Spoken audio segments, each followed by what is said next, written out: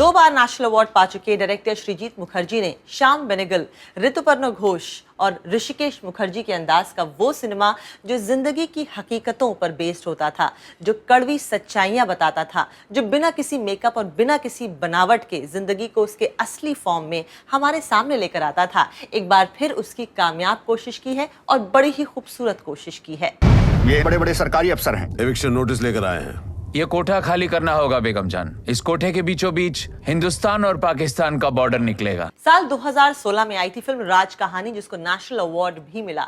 यही वो बंगाली फिल्म थी जो इंडिया और पाकिस्तान के बीच के बंटवारे की कड़वी हकीकत बताती थी। उसी का हिंदी वर्जन है बेगम जान। ये मेरा घर है, मेरा वतन, और इससे पहले कि कोई हमें यहाँ से हटाए, हम उसके हाथ, पैर और जिस्म का वो क्या कहते हैं, पार्टीशन कर देंगे। कहानी बहुत दिलचस्प है। 1947 में आजादी के बाद 1948 में जब देश का बंटवारा हो रहा था, तो गुस्से, बदहाली, अपनी जड़ों से उखाड़े जाने की नाराजगी और दंगों की हवा चली थी। बंगाल का बंटवारा 2 बार हुआ, 1905 में और फिर 1948 में। देवीगंज और हल्दीबाड़ी के ठीक बीचों बीच से बॉर्डर लाइन जानी थी, जो पड़ती थी एक हवेली के बीच। इस हवेली में बेगम जान कई वैश्याओं के साथ, 2 मर्दों, 2 कुत्तों के साथ कई सालों से रह रही थी। यही उसकी जमीन, उसका मुल्क था। कौन इंडिया कौन पाकिस्तान, इससे उसको कोई सरोकार नहीं। सिसिल रैडक्लिफ की खींची हुई रैडक्लिफ लाइन 5000 साल पुरानी सभ्यता और 2 मुल्कों का बंटवारा एक बहुत ही फूहड़ तरीके से कर रही थी।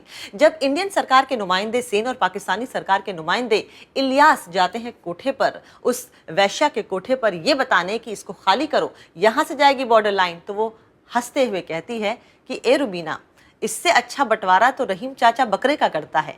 बस यही डायलॉग पूरी फिल्म को समराइज करता है कि वो लाइन जो पूरे मुल्क को 2 मुल्कों में बांट रही थी, उससे बेहतर तरीके से तो एक जानवर को अलग हिस्सों में बांटा जाता है। ज्यादा से ज्यादा लोग जिंदा रहें, इसलिए कुछ लोगों की कुर्बानी देनी पड़ेगी। फिल्म की शुरुआत में एक लड़की का दंगाइयों ने बहुत बेरहमी से बलात्कार किया। उसे उसके परिवार ने ठुकरा दिया, लेकिन बेगम जान ने अपना लिया। तो सही कौन और गलत कौन, सच और झूठ, सही और गलत के बीच की जो लाइन होती है, उसे धूमिल करती है ये फिल्म। आपके सोचने के तरीके पर भी प्रहार करती है ये फिल्म। जो सरकारों का सताया हुआ, जो परिवारों का ठुकराया हुआ, उसे अगर कोई अपना लेता है तो वो गलत कैसे। इस फिल्म में कोई भी चीज ढकी और छुपी नहीं है। ये फिल्म बेहद बेबाक है। इस फिल्म में जो लड़कियां हैं वो बकलोल हैं, बेबाक हैं, बदतमीज हैं, लेकिन हमेशा सच बोलती हैं। एक दूसरे के साथ झगड़ती हैं, लेकिन एक दूसरे का साथ कभी नहीं छोड़ेंगी। इस फिल्म के कुछ सीन्स बहुत डिस्टर्बिंग है और इस फिल्म की कहानी और स्क्रीन प्ले इतना ग्रिपिंग है कि ये आपको मजबूर कर देगा कि आप इन औरतों के नजरिए से हालात को देखने लगेंगे। इस जंग को खत्म किए बिना असी इत्थों नहीं जावांगे। अवार्ड विनिंग निर्देशक श्रीजीत मुखर्जी, जो खुद भी थिएटर से हैं, उन्हें इस बात की तारीफ मिलनी चाहिए कि उन्होंने आशीष विद्यार्थी, रजत कपूर, नसीरुद्दीन शाह, ईला अरुण जैसे मंझे हुए कलाकारों को लिया है, ताकि इसका संजीदा सब्जेक्ट जस्टिफाई हो सके कुछ शानदार परफॉर्मेंसेस से। बहुत बुरी मौत मरोगी बेगम। अब जो भी हो, भिखमंगों की तरह नहीं, रानी की तरह मरूंगी। End of course Vidya Balan, वो बेबाकी, वो ठेठ डायलॉग्स, वो अदायगी, चेहरे के वो एक्सप्रेशंस, एक अच्छा निर्देशक और अच्छे परफॉर्मर्स अगर साथ आए तो वाकई फिल्म का मयार ऊंचा हो जाता है। And that is exactly what has happened here.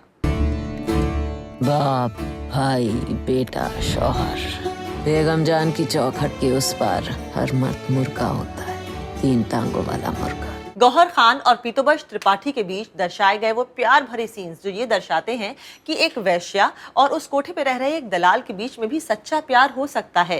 ये एक मैच्योर स्टोरी और मैच्योर ट्रीटमेंट की निशानी है। फिल्म का एंड थोड़ा खिंचा लगता है और क्योंकि हम multiple Oscar award winning film Gandhi देख चुके हैं, जिसका स्केल बहुत बड़ा था, इसलिए हमें ये फिल्म थोड़ी छोटी स्केल की लगती है। बहुत सारे एक्स्ट्रास को इस फिल्म में नहीं लिया गया है, कई जगह जाके इंडिया और पाकिस्तान में शूट नहीं किया गया है। ये एक छोटी सी कहानी, छोटे से स्केल पर बनी हुई और कम लोगों के नजरिए से दिखाई गई कहानी है, लेकिन बहुत हार्ड हिटिंग है। I think you must make time for this one.